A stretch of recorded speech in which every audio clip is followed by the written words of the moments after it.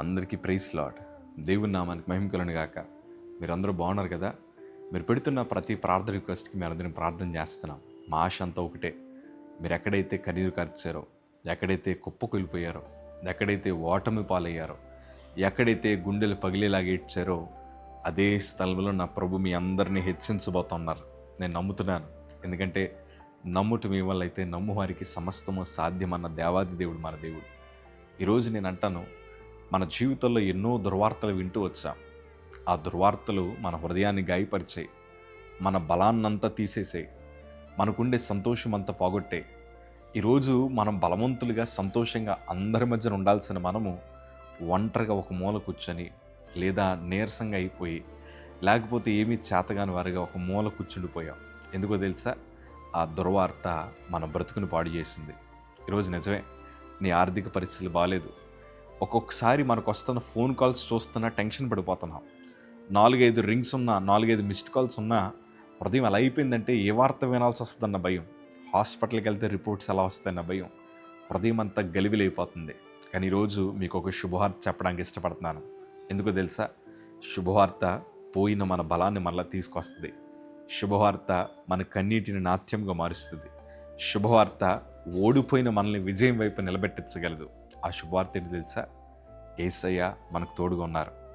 ఈ మాట ఎంత గొప్ప మాట అంటే, దేవుని వాక్యంలో మత్తయి సువార్త 1:22 మాట చదవగలిగితే, ఇదిగో కన్యక గర్భవతి కుమారుని కనును, ఆయనకు ఇమ్మానుయేలుని పేరు పెట్టుదురు.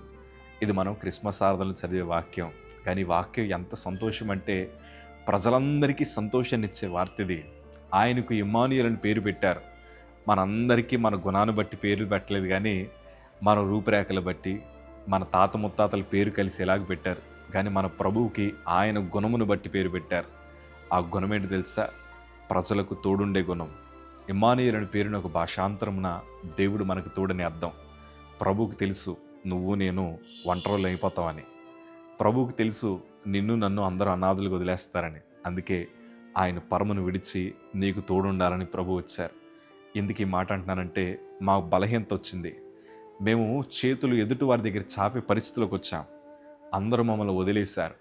బలహీనపడిపోయాం, నిరుత్సాహపడిపోయాం, అన్ని ద్వారాలు మూయబడ్డాయి.